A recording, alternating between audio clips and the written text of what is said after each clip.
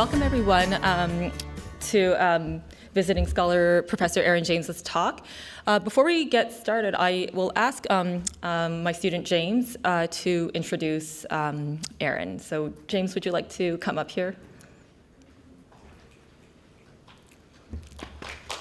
Yeah, let's clap for James. If you could just talk into the mic there. Okay. Thank you, James. Yeah. Dr. Aaron James is a professor of English at the University of Idaho and an affiliate faculty member of environmental science. At Idaho, she teaches world literature, focusing on post-colonial and environmental themes, and also serves as the co-founder and co-director of the Confluence Lab, an interdisciplinary research group that addresses environmental issues. She has published 2 monographs, the most recent of which is Narrative in the Anthropocene, published in 2022, co-edited in an essay collection, and penned many excellent articles and chapters. Dr. James's awards include the University of Idaho's Excellence in Interdisciplinary and Collaborative Efforts, and the Pacific Northwest Just Futures Institute for Racial and Climate Justice grant from the Andrew W. Mellon Institute.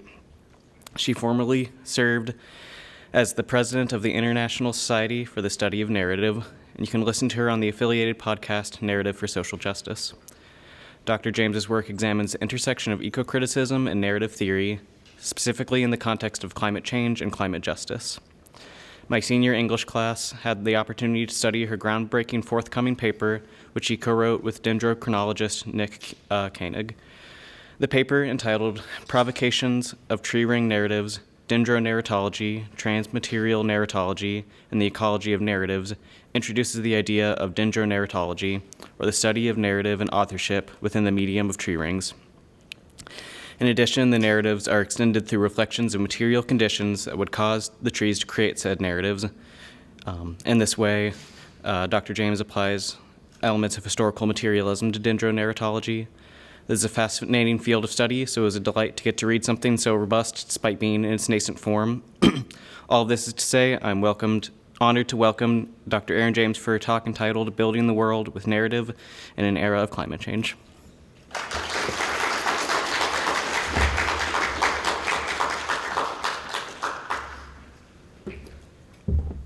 So thank you, James. I just want to say a word about tonight's series.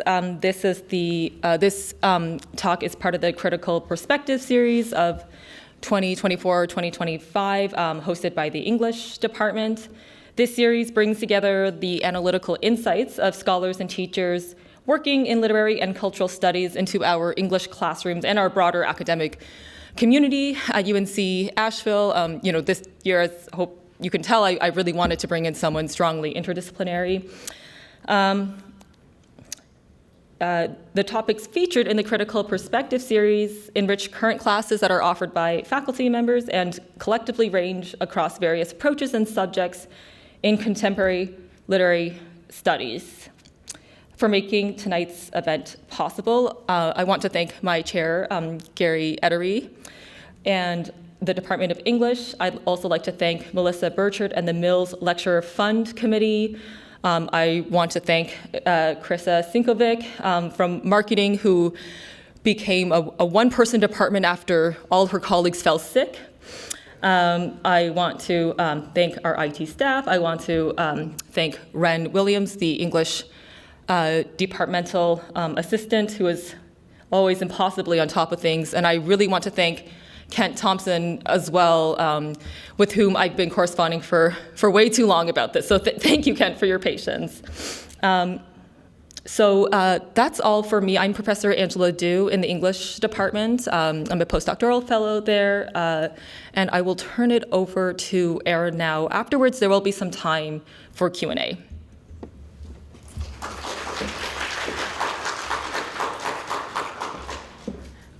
All right, thank you, Dr. Du. Thank you, James. I don't know if folks know this, but I was originally supposed to be here. Was it a year or a year and a half ago? 2023. So I got up and I got to the airport and my flight had been canceled and I couldn't get a flight to arrive before the lecture was supposed to happen. So we were postponed. We thought we'll do it the next semester, and then a hurricane happened, and so that got postponed. And so Angela, you are like an incredibly diligent and persistent and optimistic host, and so I really thank you for that. That's too kind, but Erin flew here. They got up at 1:30 a.m. tomorrow, yesterday, to be here, so thank you. But Easy work compared to what you're doing. Thank you, James, for introducing me. I will talk about trees briefly. I'm not going to focus on trees, so if any of you are like here for the trees, I'm really sorry. There will be some trees in this, but not as much as the wacky stuff that James was talking about. I'm going to speak for about 35, 40 minutes. Angela, if I'm going on too long, just cut me off, and we'll move to the Q&A. So we've all heard that old expression, "You are what you eat," right? It's problematic, I know. Lots of things determine our health, and the food that we intake is just one of them. And don't worry, this is absolutely not a talk about diet shaming or the virtues of veganism or anything like that. But I do think that "you are what you eat" is a productive framework for what I want to talk about today, which is the relationship between the stories that we consume and the anthropogenic climate change that is fast altering our world. At the heart of the idea "you are what you eat" is the idea that our experience of the world is partially determined by small choices that we make every day. Over time, these choices accumulate to shape a way of being and living. Of course, we must acknowledge the limitations of free will here. The choices of our diets are dependent upon many things: class, geography, cultural heritages and customs, etc. They are also radically shaped by the industries that control the production, circulation, and selling of the food that is available to us. As with food, I argue, so too with stories. Just as our experience of the world is shaped by the food that we intake, so is it shaped by the stories that we consume, the narratives that we read or listen to or watch or even tell each other. All right. It turns out that understanding a story relies on imaginatively transporting yourself to the world of the story, to immersing yourself in the environment in which the characters move around, and simulating their actions in that context. Thus, reading or watching or listening or telling not only introduces us to new worlds, but also transports us to those worlds, imaginatively and emotionally. And I'll explore that process in my talk today, ultimately arguing that reading is a form of world building in which we construct mental models of the worlds and of stories and inhabit them. And just as we are what we eat, we build what we read, and that's really the subtitle of this talk. We live in a moment of rapid change in which some humans are having a noticeable and irrevocable impact on the shape and texture of our planet. As with our bodily health, the health of the planet and its ecosystems depends on many factors and demands a multifaceted approach to climate change mitigation and resilience. I'll argue today that stories are one of these factors, and that sensitivity to the worlds in which we imaginatively transport ourselves to have clear impacts on the actual world in which we live and have our being. In other words, the real world that we are actively building via climate change is profoundly shaped by the story worlds that we repeatedly practice modeling and inhabiting when we read narratives. And here, too, we have to acknowledge the limitations of free will in terms of the narratives that are circulated in popular media and the gatekeeping of publishing houses, movie studios, streaming networks, etc. So my talk today is going to happen in 5 different beats. I'll first lay out a bit of the theory about the connection that I see between stories and world building, and then I'll turn to thinking about the relevance for that on the real world that we're living in. We'll then work through 2 examples. We'll go old school style in honor of Angela. We'll do some Victorian stuff and look at Jane Austen's Mansfield Park. And then we'll do something different. We'll look at the Marvel Cinematic Universe, because why not, right? And then I'll try to get to the obligatory note of hope that has to be part of the rhetorical exercise of talking about climate change, so that we all don't leave here really depressed and upset. And you can tell me how well I do when I get there. So let's begin by establishing the point that world building is essential to narrative. In making this claim, I'm echoing scholars like Ansgar Nuning in their argument that, quote, narratives are one of the most powerful ways of world making, unquote. I'm also taking cues from cognitive narrative scholars. Those are people that look at what's actually happening in your brain when you read a story, right? It often involves putting undergraduate students through MRI machines, which is no one's let me do yet, but I'm waiting for the moment when I can do it. So cognitive narrative scholars, especially David Herman, and his work on the importance of story worlds to narrative comprehension. He defines a story world as, quote, a mental model of who did what to whom, when, where, why, and in what fashion, in the world to which interpreters relocate as they work to comprehend a narrative. So we can appreciate the importance of narrative worlds in Herman's robust definition of narrative, which he says relies on 4 basic elements. He argues that any story needs to have a teller telling someone for some reason. That's what he calls situatedness. It needs to have sequences of events, so like stuff needs to happen, right? It has to have a world that is disrupted in some way by those events. And then it also has to give us some sort of sense of what it's like for someone or something to experience these events. For Herman, even a bare bones sequence, such as the cat raced down the hall in pursuit of a mouse that, however cleverly, eluded capture, prompts readers' construction of a complex mental model that includes a cat as an agent, and a path of motion that unfolds along an axis parallel with the hallway or a house or some other building. And this axis is oriented such that the near end corresponds to the position from which the action is viewed. Herman and other cognitive narrative scholars argue that readers form story worlds in 2 directions. Bottom up, a narrative will provide readers with specific textual cues by which to construct a story world model. And here the cues are cat, raced, hall, down, mouse, right? But equally as important as these textual cues are the top-down presuppositions that readers will use to fill in a narrative's gaps. Many of these presuppositions stem from readers' understanding of the environment in which they read. And Marie-Laure Ryan's Principle of Minimal Departure, which is I've always claimed is going to be the name of my first punk album when I release it, Aaron James and the Principle of Minimal Departure, it just rolls off the tongue. So her Principle of Minimal Departure suggests that readers initially will base a model of a story world on the actual world in which they read, and only adjust that model when a text cues them to do so. So she argues that readers, quote, reconstrue the central world of a textual universe as conforming as far as possible to our representation of the actual world. She says, we will project upon these worlds everything we know about reality, and we will make only the adjustments dictated by the text. So I don't know about you all. How many of you have cats here? Okay, so does the cat, if you stop to think about the cat running down the hall, does it look like your cat? Yeah? Mine looks a lot like my cat. This is Godwin, right? And when I really pause to think about, he looks a little startled in this photo. When I really pause to think about the mental model that I'm creating to interpret this narrative, I can see Godwin's butt running away from me down a hall, right? The cat looks like Godwin, the hall looks like the hall in my house. Right? So that's an example of those kind of top-down presuppositions that I'm bringing to the narrative, and that I'm downloading or importing information from the real world to make sense of this really gappy narrative, right? There's lots of holes in this narrative that I need to fill in. We can do another example, right? And so for this, for a more robust example, I'll turn to Game of Thrones. How many of you have read or watched Game of Thrones? Okay, no spoilers here. I mean, if Jon goes to the wall as a spoiler, I can't help you, right? But so here's the passage from the novel Game of Thrones when Jon Snow arrives at the wall for the first time, right? So by the time Jon left the armory, it was almost midday. The sun had broken through the clouds. He turned his back on it and lifted his eyes to the wall, blazing blue and crystalline in the sunlight.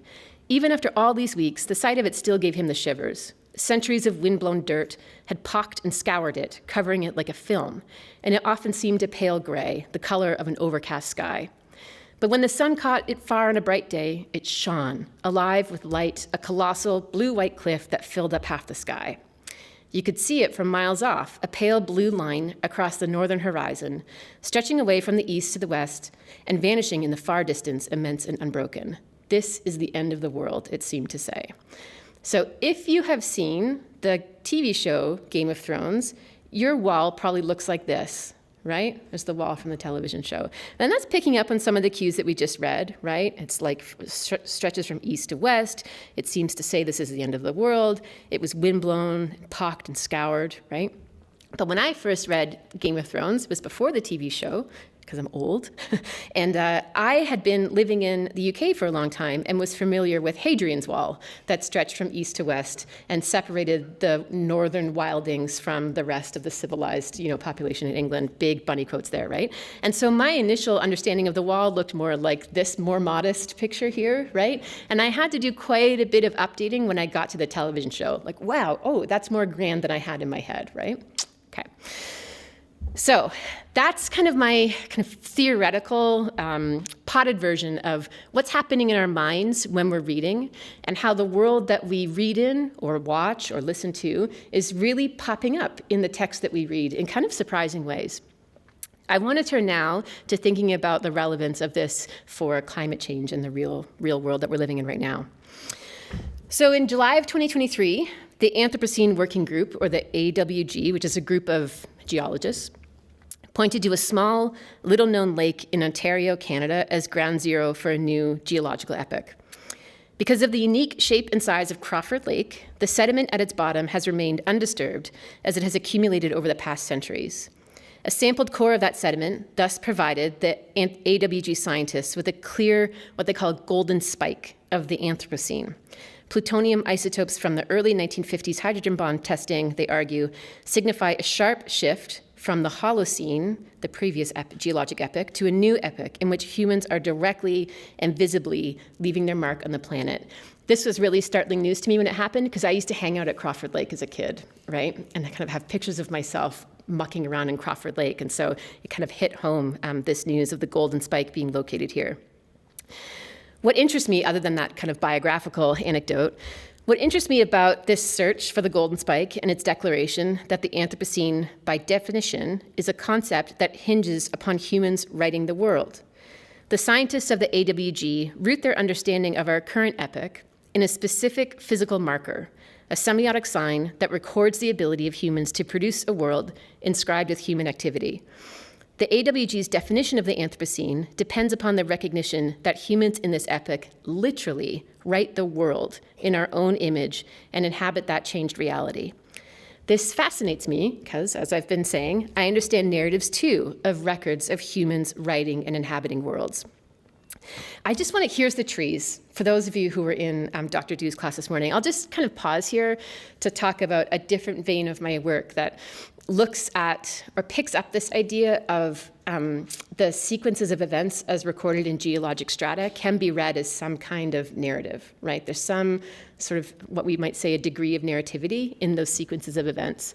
I've been working with a tree ring scientist, or what we call a dendrochronologist, to think about reading tree rings as narratives. This is a picture from the archives at the University of Idaho of a student reading a big, what we call a tree cookie, which is the cross-section of the tree, at the founding of the Forestry College at the university. And I'm not sure if you can see the dates here, but in the very middle, in 1492, conveniently dated to 1492, the interpretive sign here says, when Columbus discovered America, this tree was in its teens. So what Nick and I think about a lot is the narratives that people, especially museum curators or people who are working in forestry departments, tend to map onto trees.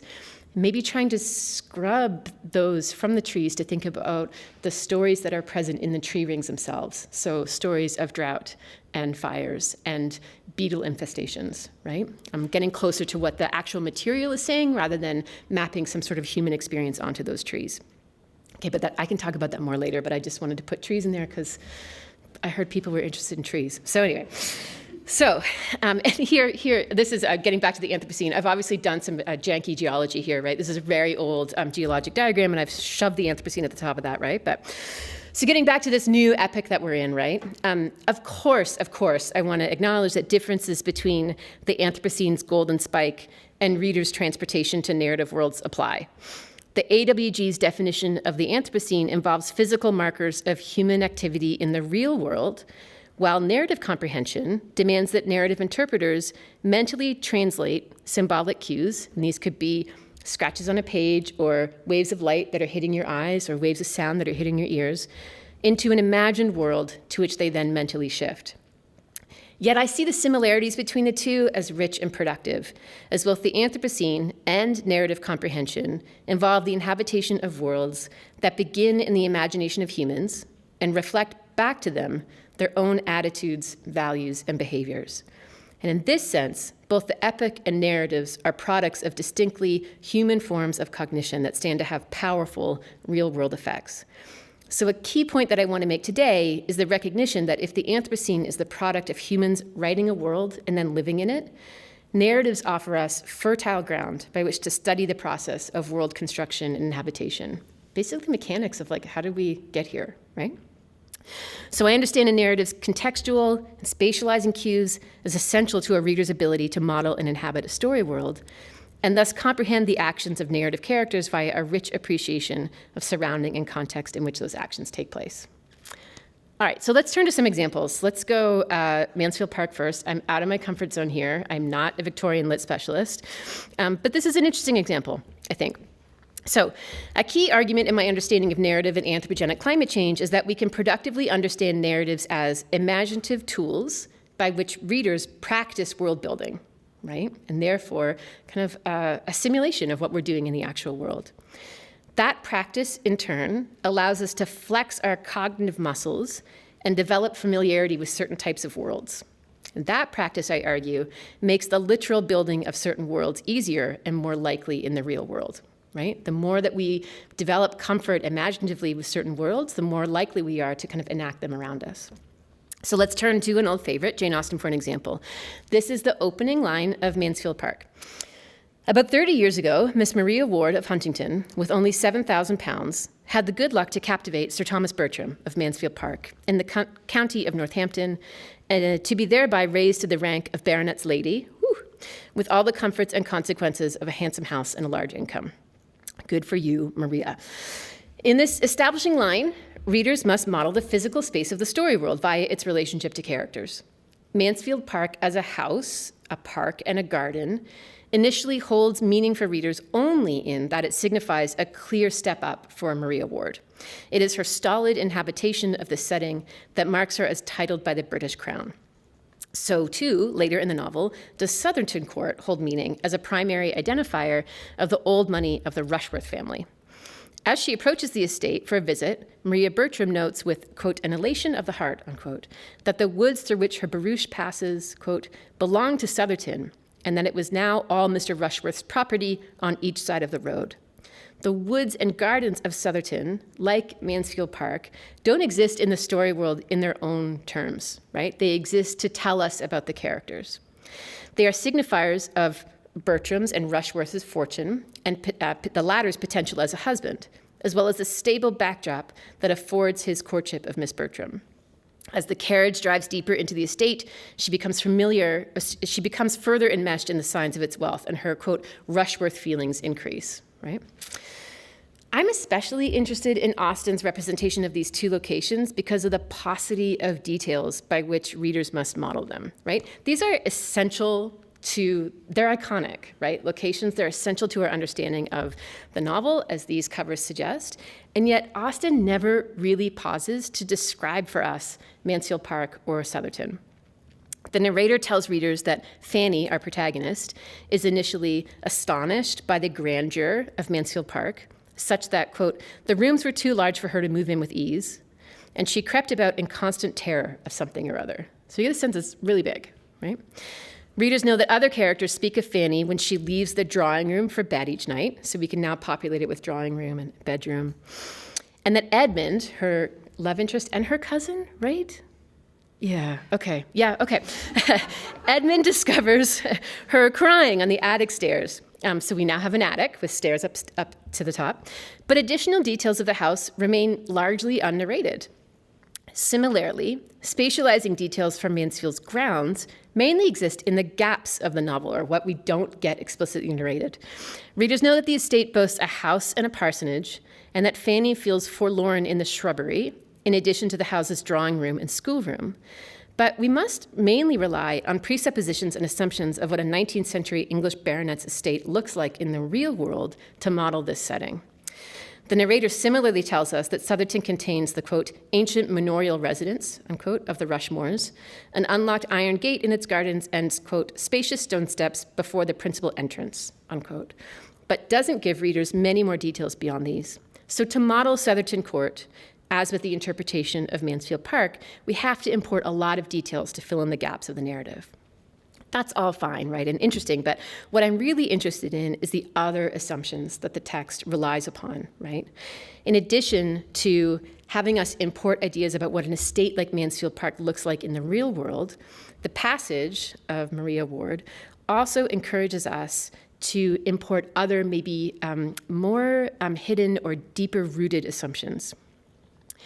Austen's symbolic representation of space as characterization, relies on a key assumption that space is a stable context that affords the functioning of characters. In other words, the symbolic settings of Mansfield Park suggest, via their figurative meanings and lack of spatializing details, that a character's environment is only notable as a backdrop in which to have their being. We can also read this intense anthropocentrism of this assumption in many other moments of character development in the text. Edmund, for example, feeling sorry for Fanny, decides to trade in one of his 3 workhorses to procure a horse that she can ride. The new mare proves a treasure for Fanny, as with, quote, very little trouble, she became exactly calculated for the purpose of Fanny's riding. The horse isn't a character in its own right, but a vehicle by which Austen communicates Edmund's care for Fanny. Similarly, the improvements that Rushmore wants to make to Sotherton highlight the centrality of humans in the text, and thus the necessary inferiority of all other species in matter.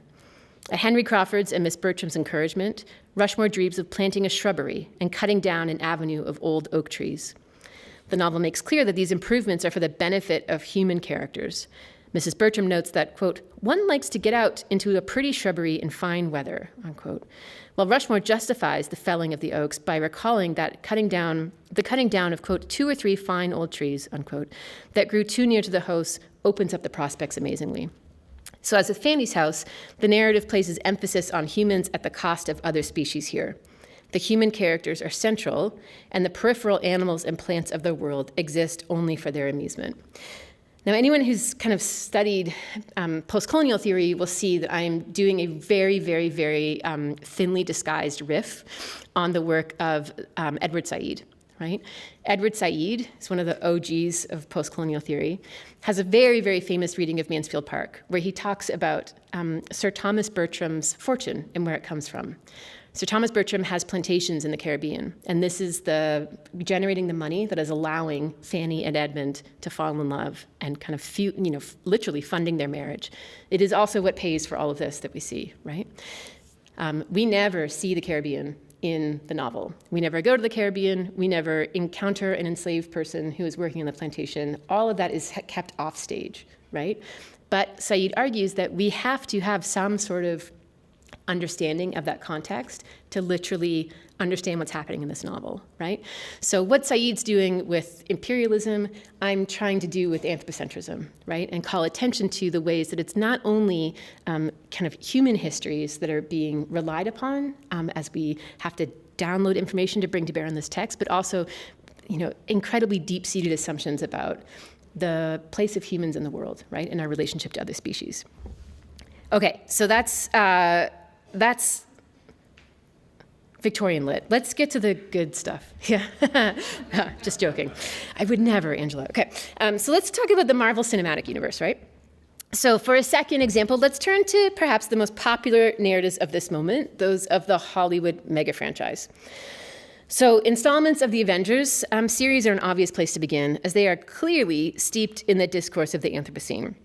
In Avengers Infinity War, which came out in 2018, and Avengers Endgame, which is 2019, the full suite of Marvel superheroes must battle evil Thanos, who seeks to eviscerate half of the universe's humanoid population to reestablish ecological balance. In an earlier film, Thanos explains his motivation to his adopted daughter Gamora, whom he saved from an environmentally crippled planet as a young child before wiping out half of that planet's inhabitants. And he says to Gamora, "You were going to bed hungry, scrounging for scraps. Your planet was on the brink of collapse. Now, with the planet's population halved," he says, "the children born have known nothing but full bellies and clear skies." Thanos makes a direct association between overpopulation and ecological collapse, thus placing environmental concern at the heart of the films, rather awkwardly. This universe is finite, he says. Its resource is finite. If life is left unchecked, life will cease to exist. It needs correction. Thanos completes his mission at the end of Infinity War, and in the process, eviscerates heroes such as Spider-Man, Black Panther, Doctor Strange, as well as many, many, many, many, many other people. The film ends with a poignantly pastoral image of Thanos peacefully watching the sunset over a bucolic farm. This is him here, right?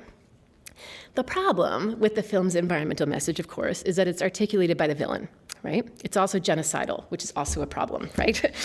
Thanos' project frames environmentalism in terms of population control, thus equating ecological concern with fascism.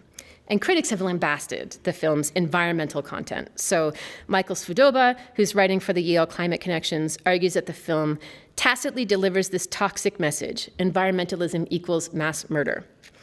He's especially irate that the narrative pays no attention to other methods of environmental repair that are woven into the fabric of the film's story world, including the models of sustainable living provided by communities in Asgard and Wakanda, or the empowerment of women that is fundamental to characters such as Black Widow, Captain Marvel, or Wakanda's female warriors.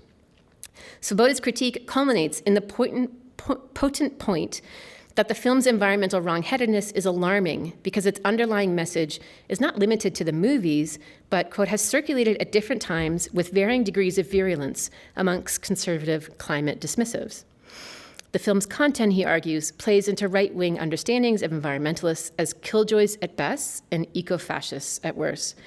He writes that the film loudly suggests that, quote, good people, true Americans, must band together to fight the murderous environmentalists.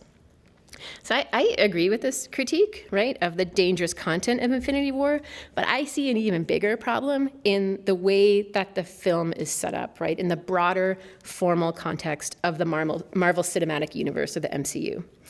So, yeah, here we go. Infinity War and Endgame are but two installments in a Hollywood machine, right, that began with the 2008 release of Iron Man. Since then, I had to look it up this morning because it's changed since the last time I talked about this, which was just a couple weeks ago. Marvel Studios has released 35 additional films on characters such as the Hulk, Thor, Doctor Strange, Spider-Man, Captain America, Ant-Man, and Black Panther, and 10 more are currently in development. Each new narrative installment pushes out the parameters of the original Iron Man story world, such that the scope and population of this world grows with each new text. Like, it just gets bigger and bigger and bigger and bigger. The effect of this narrative mushrooming is to create the sense of a horizonless world, a limitless universe that can sustain infinite stories and character combinations. The broader form in which the story world of Infinity War is set, in other words, strongly belies Thanos' concern with the finiteness of resources. This universe is not on the verge of collapse, but in full expansion mode.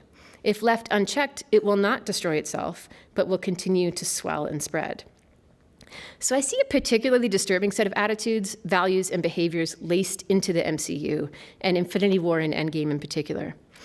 As Svoboda argues, the film's content affiliates ecological concern with extreme violent activism and dismisses recognition of the finiteness of natural resources as the ravings of a mad tyrant. And yet we see this rejection of finiteness represented even more profoundly in the macro and microstructures of the familiar narrative forms of the superhero film. The ceaseless expansion of the MCU belies the environmental realities of the real world in which viewers and readers consume these narratives. Indeed, the films actively suggest the opposite. Working together, the narratives of this franchise afford the building of a world that literally does not end, and that persistently provides a stable context in which human or humanoid characters can battle over their disagreements. But it gets even worse. In Endgame, Tony Stark devises a time travel device, which allows the Avengers to reset their timeline and intercede in Thanos' mission before he can complete it. The reset expands the MCU by producing another timeline, thus also conveniently resuscitating the beloved superheroes who die in the original timeline. Yay, right? The film thus doubly debunks Thanos' concern for the finiteness of the universe's resources. Once in the hero's rejection of the villain's murderous environmentalism, and a second time in the ease with which they return to a more complete and rightful universe, planet Earth included. They afford the building and inhabitation of a world in which the brilliance and bravery of a few great and privileged heroes, largely white dudes, we'll talk about that later too, can return us easily to an earlier moment in history before things became tough and the people we loved started to die. They offer their audiences a model of action and behavior that enacts the same unsustainable assumptions of human centrality and exceptionalism and limitless resources that drive the Anthropocene. I don't think it's like a coincidence that Elon Musk is obsessed with Batman, right? And I see the kind of Tony Stark reset as very similar to Musk's desires to colonize Mars, right? We'll just kind of reset. We'll just go somewhere else. I should say, too, that this reboot trend is something that exists beyond the Marvel Cinematic Universe. Star Trek, right, the first J.J. Abrams entry in the series was this kind of reboot. We have, like, an incredible number of stories right now that are just kind of resetting themselves so that we can tell them over and over and over again, right? And that resetting not only will make characters return them to their maybe younger and more handsome Chris Pine versions of themselves, right? But also will kind of reboot the world so that the world that they live in just seems to be limitless in terms of the resources that that is available. So one way, I think, to understand this fictional reboot popularity is to view it in terms of a broader real world. Oh yeah, I was going to show you that as the most extreme maybe version of rebooting, right?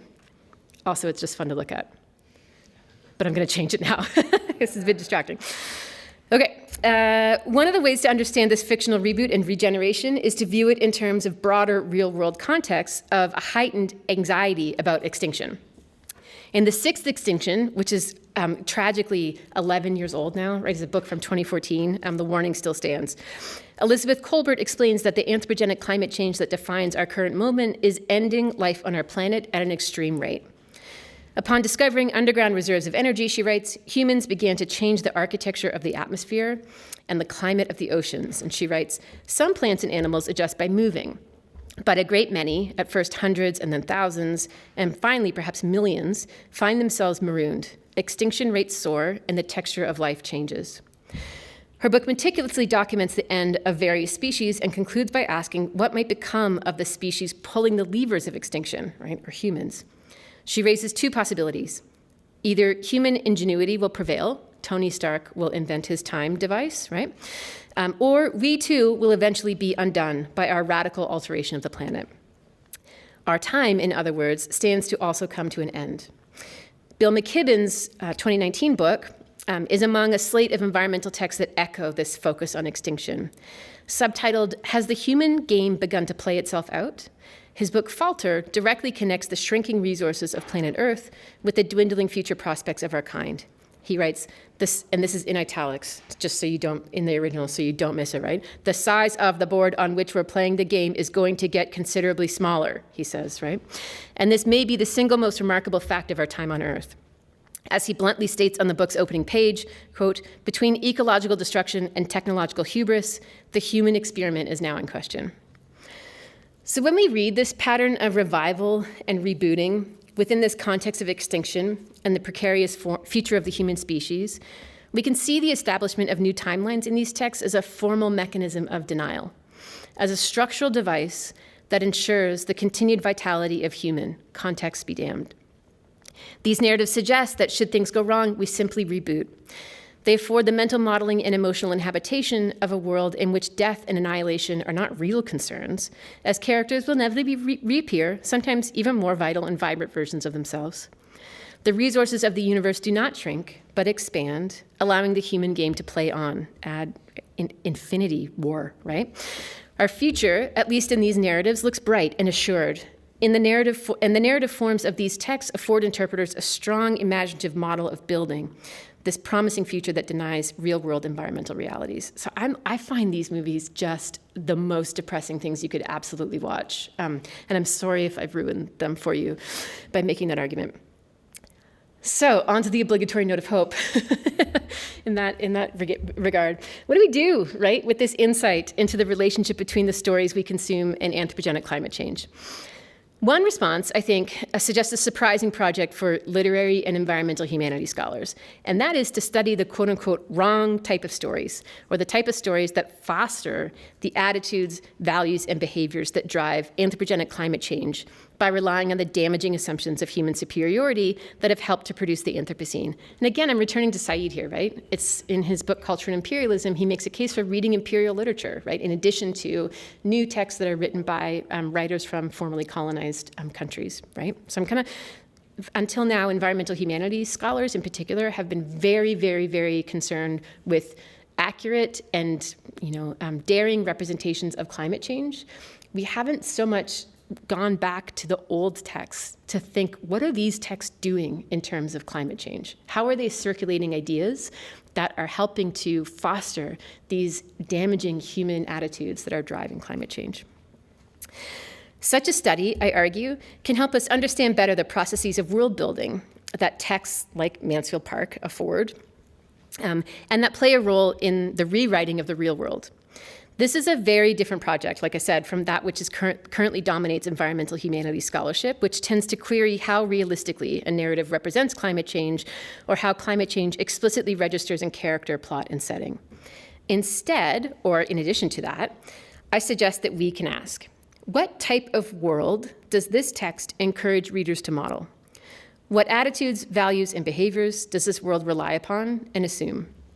What relationship between humans and their environment do the gaps in this text suggest, or the things that are not narrated that we have to download or import upon our understanding of the text? What role do the values, attitudes, and behaviors of the story world play in driving the anthropogenic climate change that defines the Anthropocene in the real world? How does the world of this narrative foreclose, suppress, or deny other alternate worlds that rely upon other alternate attitudes, values, and behaviors? If narratives provide readers with a quote-unquote safe offline context in which to explore our imaginative world creation, this is the very same process, I argue, that has brought about the Anthropocene. It's thus not only that the wrong type of narratives can play a central role in exacerbating the Anthropocene's environmental crisis and the right type alleviating it, although I'm not even sure about that latter claim, which we were talking about this a bit this morning, but I can talk about again.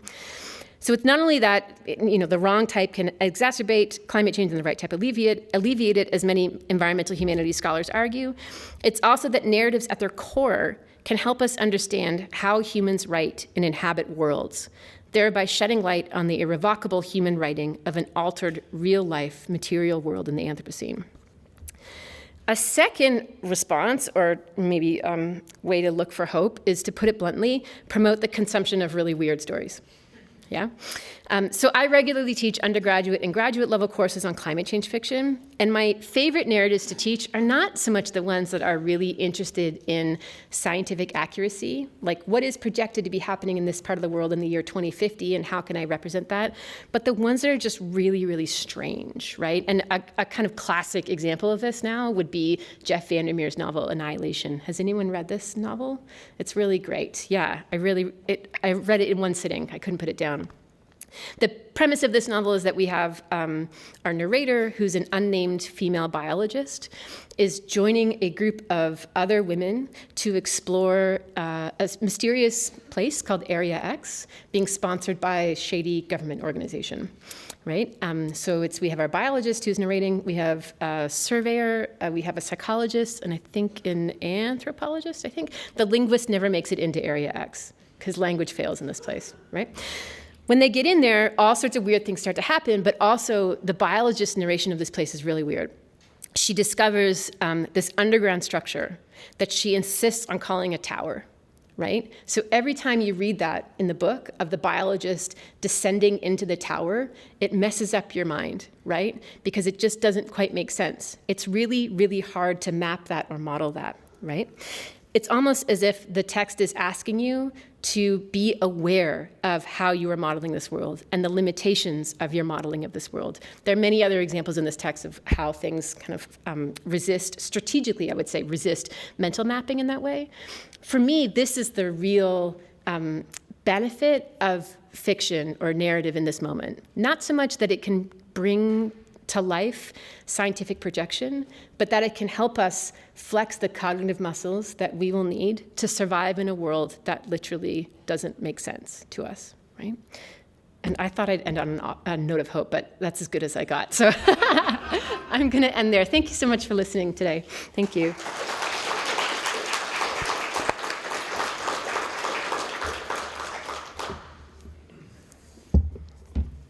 Great. So we have about 15 minutes for questions.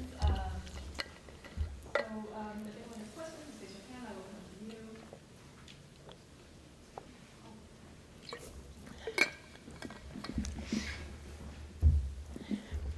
This might be kind of like an absurdly specific question. I just told you to get weird, so Okay, don't worry cool. about it. Yeah. I don't know if you saw recently that there's like a lot of like science people, I don't know who specifically did it, but like brought back dire wolves or whatever. Yes. Even though like not actually.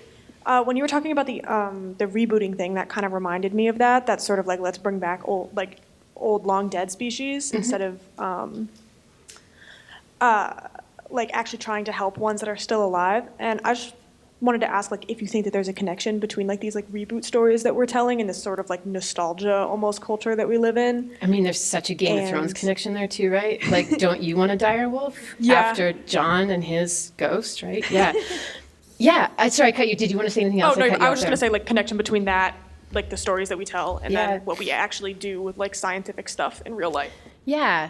I have never chatted with a scientist who's working with genetic material of an extinct species and trying to bring it back, but I would definitely see that as connected more broadly to these anxieties about extinction that are dominating us right now, right? And this kind of keenness to preserve and conserve. It also connects to American environmentalism more broadly, right? You know, the ethos of certainly American or North American environmentalism is conservation, preservation, right? It's to keep things intact and the same, right? And that is really hard to do in a world that is rapidly changing and functioning in unpredictable ways. And so that kind of desire to return to something earlier, I see as kind of being fundamental to a lot of conversations that we have about the environment. Yeah. I also would love a dire wolf, I have to admit. Yeah.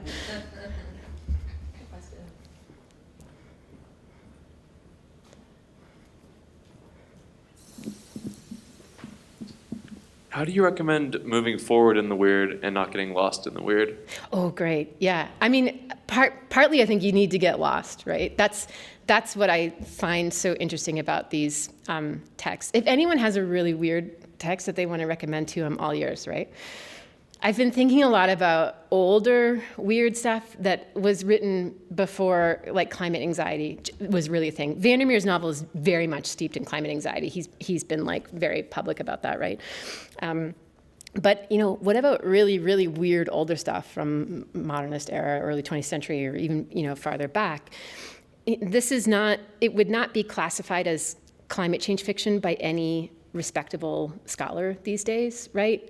Because definitions of climate change fiction or cli-fi have started to settle around being content-based. I want to think more about form, right? And what form can do, the cognitive work that form demands for us. So getting lost in the weird and really struggling with it, I think is one of the ways that we have to, well, we don't have to, but we could move forward, right? Immersing ourselves in worlds that don't make sense and finding some degree of comfort there, right? So that we're not trying to return to this pastoral or Edenic past, or we're not trying we're not living in a way that is making it very hard for us to interpret the reality around us, right? But you have to come out. You have to come out of the book, right?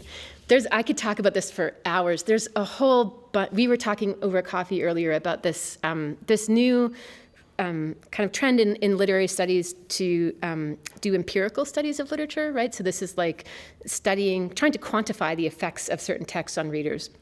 It's a long story, but there has not been any evidence yet to suggest that if you give someone a piece of climate change fiction, they will become a better environmental liver in real life, right? Just like there's all sorts of obstacles to this and complications of this, but I still think that that work of just cognitively working out, right? Cognitively training your brain to embrace the weirdness, or not optimistically, right? But to find sort of, a way to be in the weirdness is really important. And that makes me a very unusual environmental humanities scholar, I will admit, right? But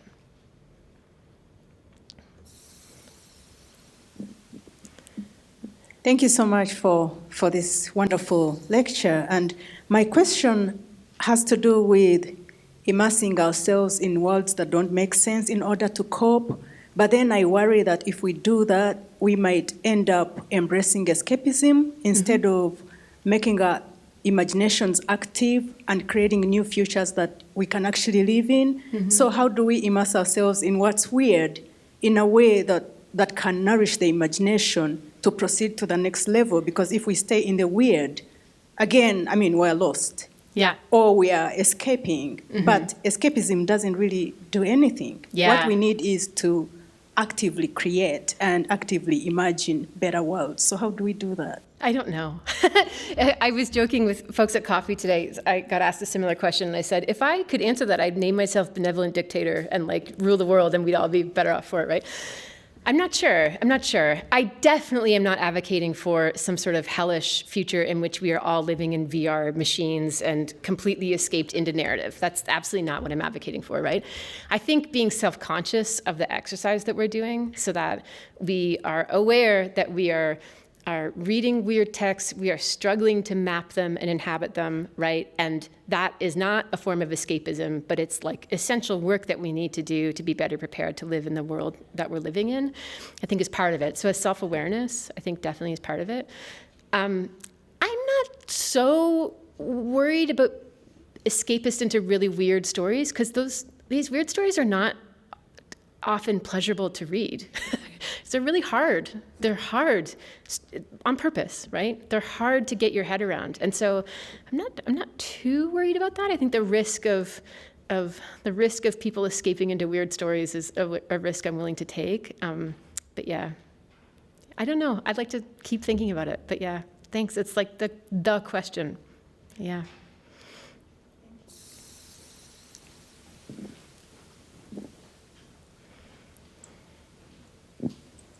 I had the pleasure last semester of taking a speculative fictions course with Dr. Revere, and the weirdest text that we read was Piers Plowman, Okay. which is a Middle English poem that is like a dream within a dream within a dream, and trying and failing to figure out how to fix the world. Yep. And I highly recommend it. Awesome. And we did some really interesting things with sort of tying that with ego criticism that we were reading, in tandem. And I just wanted to throw that out there. Thank you so much. I'm looking forward to it. This is the second thing you've given me today that I will. So in a class earlier this morning, Maddie told me, or illuminated to me, that whale earwax functions like tree rings. Did you all know this? I'm shook. The whole day I've just been looking at pictures of whale earwax, which is really weird. But yeah, so thank you. I just want to hang around you and follow you around and get you to give me all the suggestions to help me figure out the world. Thank you. If weird could save the world, my students could do it. I mean, just come to Carpin, come to the English department if you need your fix of the weirdest. Yeah. Hi, thank you so much for a wonderful presentation. Another weird text that some of my students might be familiar with is a Jacobean revenge tragedy called The Duchess of Malfi. Okay. And there's a lot of really interesting kind of scenes of alienation in there, one of which features a character who thinks that he's a wolf, but he thinks that all the evidence is on the inside. So when he runs into the night watch, he says, "Cut me open and you'll see my fur." And the play, I think, is really interested in the almost cycle of a recognition of the natural world, of which humans sometimes don't think that they're part, but getting close to that world and almost being frightened of it, or seeing it as threatening or other, rather than, sort of part of we're all in this. I love these suggestions. Yeah, thank you. It reminds me, I don't particularly like this novel, but as someone who works with trees, like people always want to talk about the Overstory with me, Richard Powers novel, and it's fine. But the thing that I really like about that novel is there's a lawyer character in that novel who comes like this close to recognizing the idea that trees deserve legal personhood, and he's like right on the cusp of doing it, and then he has a stroke, and he's done, like he's cognitively, mentally done, right? And it's like he can, it breaks his brain to see that intermeshing of humans and our environment, and the way that other species in the world have agency. And yeah, but I will check out The Wolf too. Wolves and whale earwax are what I'm going to take away from this visit. Yeah. I had kind of wanted to give you a chance to promote you and Nick's work as well. Sure. But what I wanted to ask was, when we're returning to imperial narratives and also these weird worlds, and we're talking about tree narratives and dendrochronology and like whale earwax and fish bones and like everything you can visit, what things you kind of want us to look for, like when we're connecting with trees or nature in this way and search for that weird narrative, what do we take away from it and what should we try to learn from it? Sure. Okay, so I had this really interesting experience this morning where I visited a class in which they had read Work in Progress. That's not, it was a revise and resubmit essay that I'd written with my colleague Nick Koenig, and I've never had that before, where people kind of commented on work in progress. So I'm really grateful for all of your insights. So just quickly, the work that I'm doing with Nick, and we have published one essay, and we are in revising and resubmitting a second one. The first essay that we worked on was really thinking about how imperial the narratives that get mapped onto tree bodies are, right? It's like astounding when you start thinking about the way that we date trees like that. Like this, often in an American context, the center of the tree will be 1492. It's very convenient, right? And then we will point out like when the founding fathers signed the Declaration of Independence, right? Or when you can see here in the middle here, it says, when our forefathers set up the USA, this tree was proving the advantages of the Northwest climate, right? So there's these narratives of imperialism and nationalism, and also they position trees as resources to be used for the nationalist imperial project, right? So we're like, this sucks. Let's do something different. So we're thinking about the actual ecological events that are recorded in the tree rings. And this is where I have to rely wholly on Nick, who has trained their eye to be able to see things like, fungal infections. And Nick's amazing. They'll look at a tree ring and say, okay, right here in this year, this is when the trees on the south side of this tree were all felled, right? They can pinpoint with that kind of degree of insight what's happening. The second thing that we've done is think about how narrative theory and tree ring sciences can speak to each other. So Nick had this very emotional experience a few years ago where they were coring a building in Alabama to figure out how old the wood was that built the building, and therefore being able to date the building. And the building was on a former plantation, right? And the tree ring lab had been hired by the plantation owner, who was interested in having historical recognition for his plantation. Nick, as a non-binary queer dendrochronologist, just was really, really upset that they were thinking a lot about the people who would have lived in this former enslaved dwelling, and the rest of the team were just like pulling the cores out of the trees and leaving and not thinking too much about it. Nick also began to realize that on the walls of this building that enslaved people would have lived in at one point were lots of old newspapers, lots and lots of old newspapers that pointed to the politics of various days and times, stretching way, way back, right, into history. And so, we started to think about how not only can we read the rings in the cores that Nick was pulling, but also how literature and narrative theory can help us understand the larger context that these cores exist in, right? So that's the plug for the work. Now I can't remember what else you asked. How to look for weird stuff, or how do you know when you find weird stuff?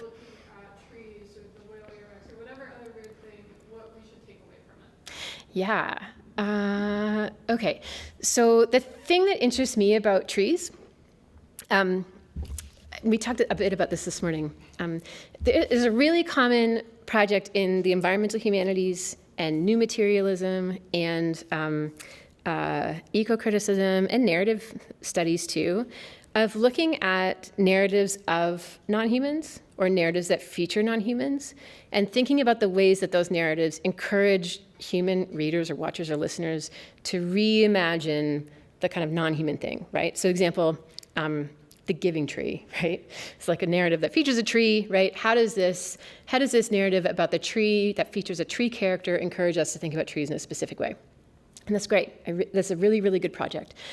What I'm doing here is something a little bit different, which is like, is this body actually telling a narrative, right? There is a representation of a sequence of events on this tree cookie, and that's, what Gerard Genette defines as a narrative, when he defines a narrative in the 1970s. So part of what I want to do is recognizing narrative in really, really strange places, right? And then questioning, how does this make us think differently, not only about narrative, but also about what tells narrative? Like what does it mean to think about a tree as an agent that experiences its world and authors a narrative, right? Really, really different way to think about a tree. The other thing that I would suggest with the weird is just notice when you are really struggling to map an environment or a model of a story. And instead of being frustrated by that or putting the book down, like relish in it a bit.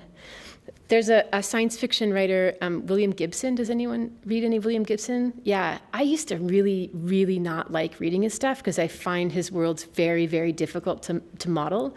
But now I'm like, let's see how I struggle to do this and like where the pressure points are, right? And that for me becomes almost an interesting project to pursue rather than one of frustration. Yeah. I think that's all the time that we have. I'm not going to make you stand up, but I will say that Owen is wearing the most fitting shirt I have ever seen for this. There's literally a tree. Okay, there we go. It has the word dendrochronology on the back. So well done. Thank you so much for being here, Erin, and thank you everybody for attending. Thank you.